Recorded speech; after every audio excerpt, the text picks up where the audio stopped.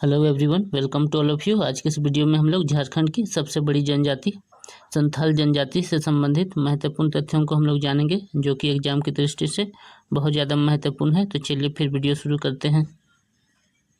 संथाल जनजाति झारखंड की सबसे बड़ी जनजाति है जनसंख्या के आधार पर। और अगर यह पूछ लिया जाए कि भारत की तीसरी बड़ी जनजाति कौन सी है, तो इसका आंसर क्या हो जाएगा? संथाल जनजाति हो जाएगा।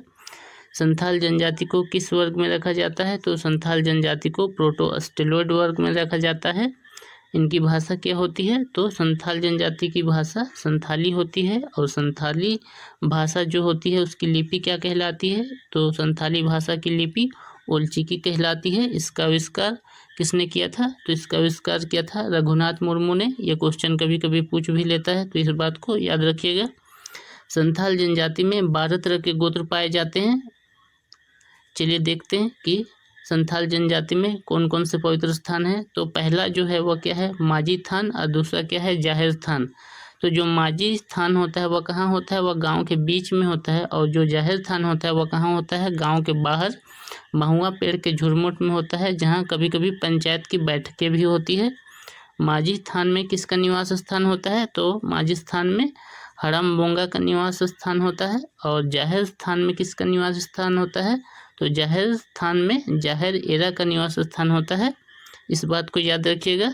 संथाल जनजाति का सर्वोच्च देवता क्या कौन है? तो संथाल जनजाति का सर्वोच्च देवता मरंग बुरु है, जिसको वे लोग ठाकुर जी भी कहते हैं।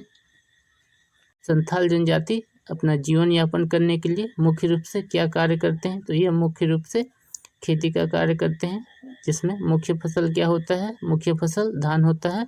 और इनका मुख्य भोजन क्या है? तो इनका मुख्य भोजन चावल है। और जो इनका मुख्य पेय पदार्थ है वह क्या कहलाता है? तो इनका मुख्य पेय पदार्थ पोचाई कहलाता है, जिसका धार्मिक और सांस्कृतिक कार्यक्रमों में विशेष महत्व होता है। यह एक तरह का चावल का बना हुआ शराब होता है, जिसे झारखंड में हड़िया भी कहा जाता है।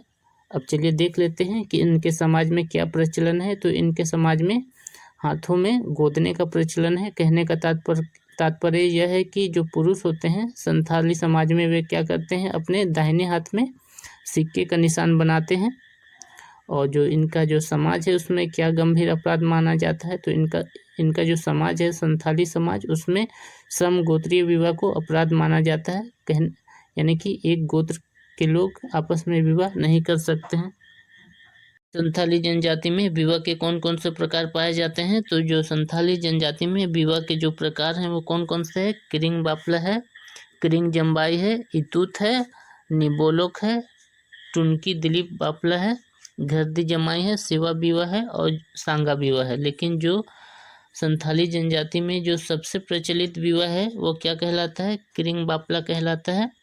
अब चलिए हम लोग ये जान लेते हैं कि पोन होता क्या है। तो पोन क्या होता है? विवाह के अवसर पर जो वधु मूल्य प्रदान किया जाता है उसको पोन कहते हैं। तो संथाली जनजातियों का मुख्य पर्व कौन कौन सा है? तो इनका मुख्य पर्व है वो क्या है? बाहा या फिर बाव पर्व, सोहराई, सरहुल, करम, बंधना, एरोक और मागसिम इत्यादि पर्व पाए जाते हैं। चलिए अब जानते हैं कि संथाल जनजाति में न्यायपालिका किस तरह से कार्य करती है। तो संथाल ग्राम में क्या होती है? एक ग्राम पंचायत होती है, जिसका प्रमुख कौन होता है? जिसका प्रमुख माझी होता है। और माझी ही इस ग्राम पंचायत का क्या होता है? सभापति भी होता है। और माझी को प्रशासनिक और न्यायिक अधिकार होते हैं। और अक्सर ग्राम पंचायत में आपसी झगड़ों का निपटारा किया जाता है। और इसके अलावा माझी की सहायता के लिए कौन होता है? एक जोग माझी होता है। और इसके साथ ही ग्राम पंचायत में एक उप प्रधान भी होता है, जिसको क्या कहते हैं? जिसको परानिक कहते हैं। इसके अलावा ग्राम पंचायत में एक संदेशवाहक होता है, जिसे गोडैत कहते हैं। और ऐसे मामले जिसका ग्राम पंचायत में निपटारा नहीं होता है, ऐसे मामले को देश माझी के यहाँ रेफर कर दिया जाता है। और 5 से 8 गांव पर एक देश माझी होता है। और संथाल गांव में 15 से 20 गांवों को मिलाकर एक परगना बनता है। और जिसका प्रमुख कौन होता है? जिसका प्रमुख परगनैत होता है। और बिटलाहा है वो क्या है? संथाल जनजाति में सबसे कठोर सजा है, जिसपे सामाजिक बहिष्कार कर दिया जाता है। किन कारणों से? तो समगोत्रीय विवाह, जनजातीय विवाह, यौन अपराध और अन्य गंभीर मामलों पर यह फैसला सुनाया जाता है। तो ये था हमारा आज का वीडियो। अगर आपको हमारा वीडियो अच्छा लगा हो तो वीडियो को लाइक कीजिए, अपने दोस्तों में शेयर कीजिए, और अगर आप हमारे चैनल पर नए हो तो हमारे चैनल को सब्सक्राइब कर दीजिए ताकि इस तरह की वीडियो आपको और मिलती रहे। Thanks for watching.